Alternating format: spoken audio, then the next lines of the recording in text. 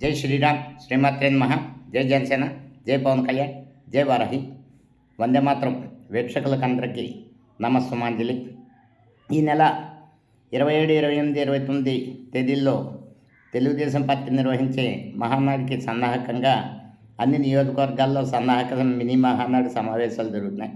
అందులో భాగంగా నిన్న కాకినాడలో జరిగిన మినీ మహానాడులో సీనియర్ నాయకులు జగ్గపేట ఎమ్మెల్యే జ్యోతుల శ్రీనివాస్ గారు కొన్ని వ్యాఖ్యలు చేశారు.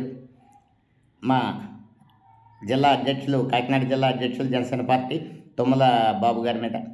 ఒకటి, జ్యోతుల శ్రీనివాస్ నెహ్రూ గారు, మీరు జిల్లాలో సీనియర్ నాయకుల్లో ఒకరు. మీరు చూడని పార్టీ లేదు, మీరు చూడని నాయకులు లేదు. ఎన్నో పదవులు అనుభవించిన వ్యక్తి. బహిరంగ వేదిక అంతర్గత సమావేశాల్లో చర్చించి పరిష్కరించుకునేవలసిన విషయాల్ని బహిరంగ వేదికల మీద చర్చించడం వల్ల ఇది ఒక పార్టీ కాదు, 3 పార్టీల కూటమి ప్రభుత్వం వేళ నడుస్తోంది. ఇందులోనే అభిప్రాయ భేదాలు ఉంటాయి, ఎక్కడికక్కడ అలకలు ఉంటాయి. దాన్ని మీలాంటి సీనియర్ నాయకులు సమన్వయం చేసి పరిష్కరించాలి. కానీ మీరే వేదిక మీద ప్రకటిస్తే క్యాడర్ అయోమయానికి గురవుతుంది. దానివల్ల గ్రౌండ్ లెవెల్లో డిస్టర్బెన్సెస్ వస్తాయి. ఎవరు అవునన్నా కాదన్నా నారా చంద్రబాబు నాయుడు గారు కానీ, పవన్ కళ్యాణ్ గారు కానీ, నారా లోకేష్ గారు కానీ ఈ కూటమి మరో 10 ఏళ్ళు ఉండడం అత్యవసరం అని నమ్ముతున్నారు. ఉండాలంటే కింద స్థాయి నుండి కలిసి పనిచేయాలి. మీలాంటి నాయకులు ఇటువంటి వ్యాఖ్యలు చేయకూడదు. తుమ్మల రామస్వామి గారు మీకు తెలియని వ్యక్తి కాదు. ప్రజారాజ్యంలో మీతో కలిసి పనిచేశారు. యువరాజ్యం జిల్లా అధ్యక్షుడిగా పనిచేశారు. 2019లో ప్రతికూల పరిస్థితుల్లో కూడా జనసేన పార్టీ మీద పార్టీలో తరఫున పోటీ చేసి 26,000 ఓట్లు తెచ్చుకున్న వ్యక్తి.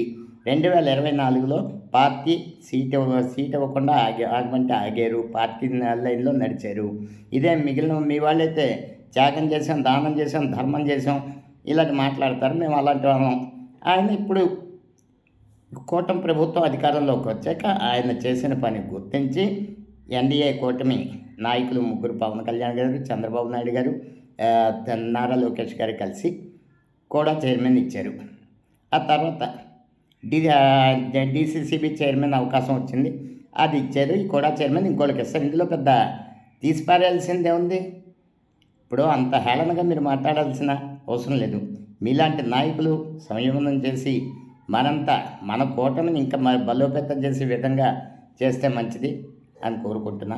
ఇక మొన్న ఒక ఆయన సినిమా చూపిస్తా అన్నారు. మా ప్రభుత్వం వస్తే సినిమా చూపిస్తా అన్నారు. మా నాయకుడు పవన్ కళ్యాణ్ గారు సింగిల్ స్క్రీన్ మీద 2 సినిమాలు చూపించారు.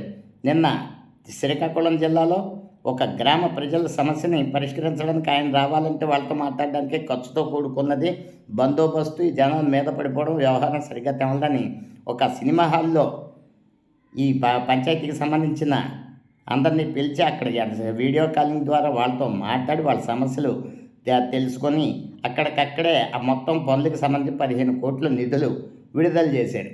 ఇది ఒక్కసారి శంకర్ అర్జున్ టైంలో 1 డే సీఎంగా అర్జున్ చేసిన సినిమా ఒకే ఒక్కడు మహేష్ బాబు సినిమా ఒకటి వచ్చింది మొన్నే, భరత్ అనే నేను, లోకల్ గవర్నెన్స్. ఆ ప్లాట్ల మీద చేయడం ఇంతవరకు భారతదేశ చరిత్రలో ఏ నాయకుడికి రాని వినూత్న ఆలోచనలు. మొన్నే చెప్పాను, కుంకి ఏనుగులు అన్న ఆలోచన పవన్ కళ్యాణ్ గారికి మాత్రమే వస్తుంది. ఇటువంటి ఆలోచనలు, ఇటువంటి ప్రాక్టికాలిటీ జనాలకి నిజంగా మినిమం గవర్నెన్స్, మ్యాక్సిమం గవర్నమెంట్ అంటే దీన్ని అంటారు. కాబట్టి ప్రజలు పవన్ కళ్యాణ్ గారిని ప్రజలు ఏమనరు, వాళ్ళకంత అవకాశం లేదు. పవన్ కళ్యాణ్ గారిని విమర్శిద్దామనుకున్న వాళ్ళు ఎవరన్నా సబ్జెక్టు మీద విమర్శించడానికి ఆయన దగ్గర ఏం లేదు. అందుకనే వ్యక్తిగత జీవితం మీద విమర్శిస్తాడు. వ్యక్తిగతం ఏం లేదు. పొద్దున్న రాత్రి షూటింగ్ చేస్తున్నారు, పొద్దున్న మీటింగ్కి వెళ్తున్నారు. ఆయన డబ్బులు తీసి ఆయన పార్టీ నడుపుతున్నారు. ఎవరో తోచిన కాటికి సాయం చేస్తే తీసుకుంటారు. అంతేగాని ప్రజాధనం దుర్వినియోగం చేసే వ్యక్తి కాదు. ఇక పవన్ కళ్యాణ్ గారు నోటే అడుగుతున్నా, మీరు ఇంత గవర్నమెంట్లో ఇంత బలంగా ఉండాలంటే, పార్టీ బలంగా ఉండాలన్న లాజిక్ మీరు ఎందుకు మిస్ అయ్యారని నాకు అర్థమవుతుంది.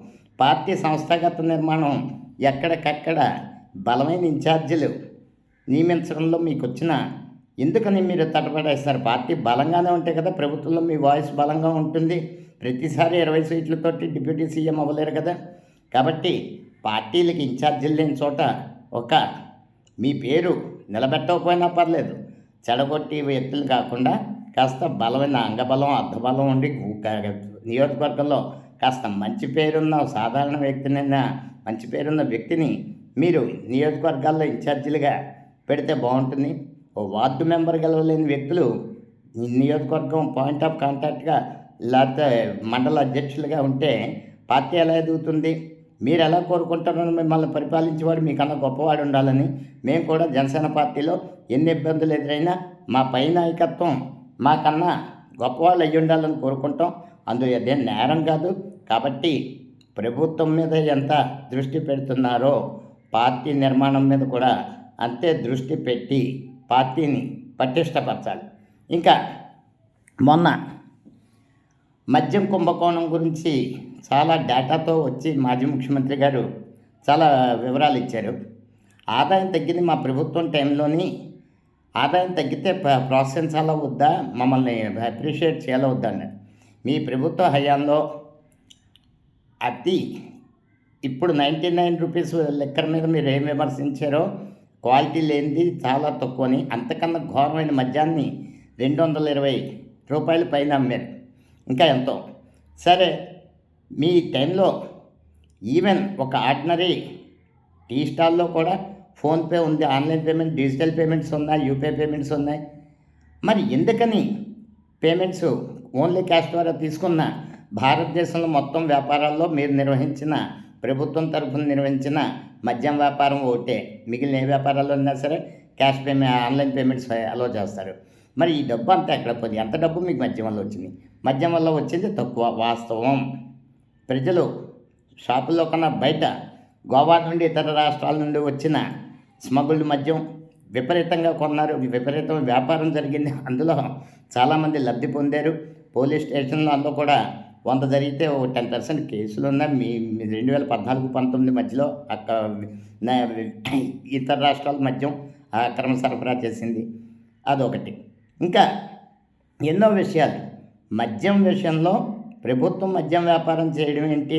అదే మీరు చంద్రబాబు నాయుడు హయాంలో ఇప్పుడు సిండికేట్లు అవుతున్నాయి, బెల్ట్ షాపులు మీ టైంలో ఉన్నా, అంతకుముందు ఉన్నాయి, ఎప్పుడు ఉన్నా, మళ్ళీ వచ్చే సంవత్సరం ఉంటాయి. ప్రభుత్వంలో ప్రజలకి మద్యం అన్న దానికి ఎడిక్ట్, దానికి కాదని ఎవరో లేరు.